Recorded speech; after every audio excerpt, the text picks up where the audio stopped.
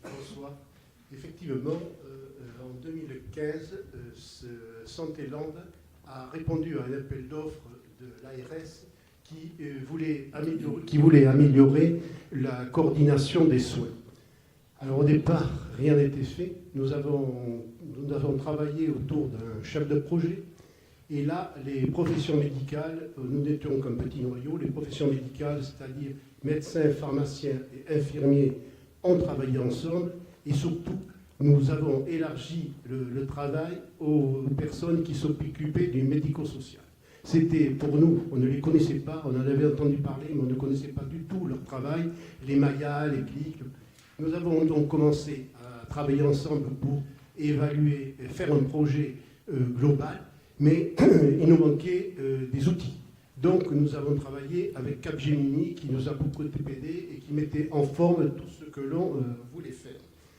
Alors de 2016 à fin 2017, c'était une expérimentation et comme elle a marché, depuis maintenant le mois dernier, nous sommes en phase opérationnelle. Alors chaque professionnel travaillait dans son domaine et on essayait d'avancer pour avoir une coordination totale. Alors je dirais que les médecins travaillaient avec les pharmaciens et nous avons constitué d'entrée un trinôme, médecins, pharmaciens et infirmiers. Et le problème, on a réfléchi, c'est un travail qui a été initié par Santéland et l'Omidi pour améliorer le circuit de médicaments des personnes en situation complexe et pour éviter tous ces accidents iatrogéniques.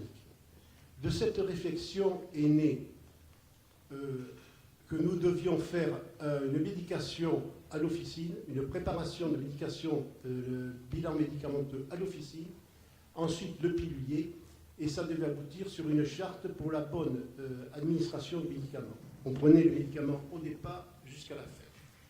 Alors tout ceci a été rendu possible parce que dans l'espace Paco Globule, cet outil, il y a eu un module de traitement.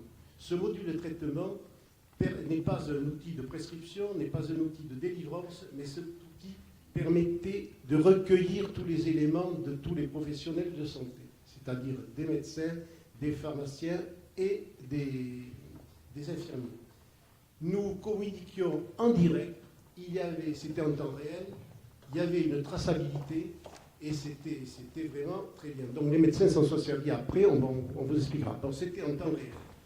Donc nous avons commencé une expérimentation avec des trinômes 10 au départ, et maintenant il y en a beaucoup plus, et nous avons fait 15 bilans médicamenteux. Alors le travail consistait à la conciliation la conciliation médicamenteuse en premier pour arriver au bilan médicamenteux. La conciliation médicamenteuse, c'était le pharmacien récupérer les ordonnances du patient. Mais souvent, un patient a plusieurs pathologies, a plusieurs médecins. Donc, on avait l'ordonnance des médecins traitants. On regardait cette ordonnance ligne par ligne, la posologie. On modifiait les posologies si c'était nécessaire. Quand il y avait des croisements, ou maintenant il y a des médicaments qui ont deux spécialités dans le même produit. Des fois, c'était prescrit 2 fois. Bon, on récupérait toutes les ordonnances des différents médecins, parce qu'il peut y avoir le médecin traitant, un cardiologue, un neurologue, un gynéco. Et des fois, les médecins, sans le savoir, prescrivaient une hypnotique sur une ordonnance, sur une autre. Le patient ne disait rien. On regardait ça, ainsi que l'automédication. Alors là, il faut savoir que le médecin est le pilote. C'est-à-dire que c'est lui, une fois que le pharmacien a fait quelques modifications sur l'ordonnance, il le retransmet au médecin qui consulte, qui regarde, qui avalise et qui modifie. Si vous voulez, on travaille toujours comme ça, mais c'est le médecin qui est le pilote, et l'infirmier et le pharmacien ont quand même l'acte revalorisé puisqu'ils travaillent sur les prescriptions. Et une fois que le bilan médicamenteux a été fait, il faut que ça dure dans le temps. Et là, on pouvait commencer à faire la préparation des piluliers et ensuite la délivrance. Alors, nous avons actuellement dans les Landes une centaine de bilans médicamenteux et les trinômes sont les plus durs à trouver, parce que les médecins sont quand même occupés. Tous les pharmaciens ont adhéré à Santé-Land. Les infirmiers, il y en a énormément. Mais une fois que ça marche, c'est quand même une réussite. Ça, sur l'hôpital de Mont-de-Marsan, ils ont fait une économie sur l'année de 1 million d'euros en moins.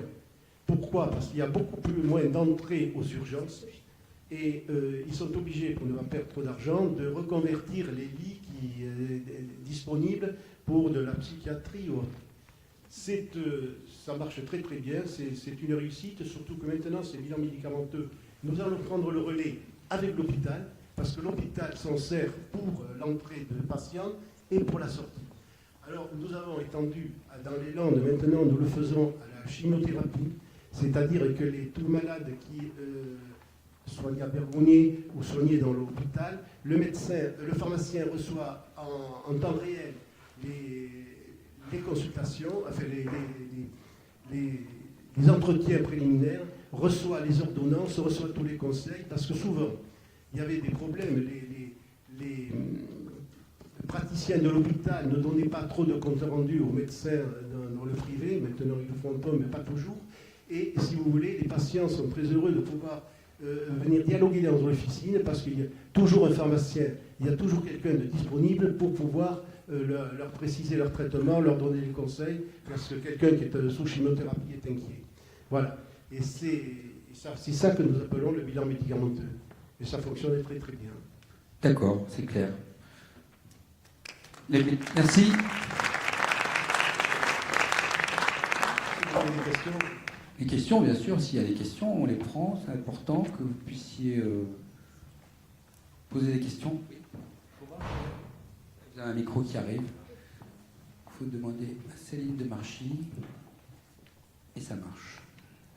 Comment gérez-vous le problème du compérage, qui, même s'il n'est pas suivi par les conseils des ordres, est suivi par les tribunaux civils?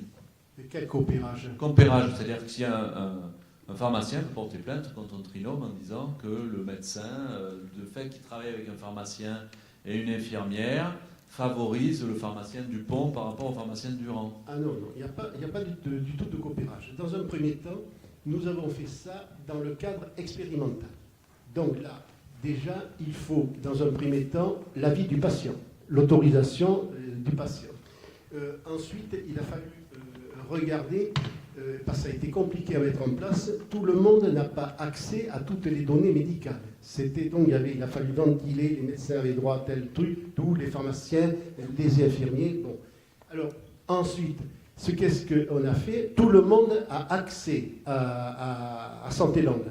Les trinômes, tout le monde peut les faire. Les médecins qui veulent rentrer dans Santé-Land le peuvent. Bon, tous les pharmaciens ont adhéré, donc il n'y a rien. Nous travaillons sur le dossier pharmaceutique, c'est-à-dire la carte vitale, vous avez tous les traitements. Vous pouvez prendre le médicament chez tel ou tel pharmacien, il n'y a pas de problème, on le fera. Et par contre, il y a certains médecins, c'est là, ça a un petit peu dévié, il y a certains médecins qui voulaient profiter du bilan médicamenteux, ils voulaient participer, mais ils ne voulaient pas rentrer dans Santé-Land, parce que les médecins n'étaient pas habitués. Mais ils n'aiment pas la traçabilité. Et c'est le gros problème. Les infirmiers n'ont pas l'habitude d'écrire. Quand vous écrivez quelque chose, vous vous engagez, c'est écrit. Alors là, certains médecins, pour les INR, ils avaient le résultat immédiatement, parce que tout fonctionnait. L'INR, vous l'avez, le médecin, s'il est en vacances, il est embêté. Bon, pas vu, pas pris. Oui, mais maintenant, ils sont pris. Alors ensuite, les infirmières, je vais vous donner des exemples très précis, il y en a plein. Une infirmière arrive au chevet d'un patient qui a une plaie diabétique et qui a une plaie qui est quand même vilaine. Qu'est-ce qu'il fait? Il prend la photo immédiatement, le médecin l'a sur son ordinateur. S'il répond que dans un mois, alors qu'il a depuis quelque temps, alors il peut transmettre la photo à quelqu'un d'autre. Bon, il y a plein d'exemples comme ça. Mais je peux vous dire que ça prend maintenant. Bon, les médecins au départ, il faut voir, les Landes, c'est quand même une étendue, il n'y a pas de grosses villes. Dans Bordeaux, il y a certains médecins qui n'ont pas envie de remplir ce dossier, de remplir... Bon, le dossier technique, si vous voulez, l'adresse, le nombre, tout ce qui concerne le patient est fait par les cadres de santé, les gestionnaires de cas. Donc là, ça décharge beaucoup le médecin. Et le médecin est très satisfait souvent quand il arrive dans un foyer et qu'il y a, il y a des problèmes sociaux, c'est-à-dire la personne elle est seule, bref, elle n'a pas de mutuelle, le médecin avec Santeland est aidé, il ne s'occupe plus de ça. Il a fait son traitement, il a marqué sur le suivi, c'est dommage, j'aurais pu vous montrer Globule, je ne pensais pas qu'on pouvait montrer. On voit, il y a une ligne, le médecin a fait ça et dit ça. Après c'est tout, c'est à nous, mais ça fonctionne. On avait montré l'année dernière, il y a 2 ans, sur une thématique de e-santé, beaucoup de films et d'illustrations de globules, pour ceux qui étaient là.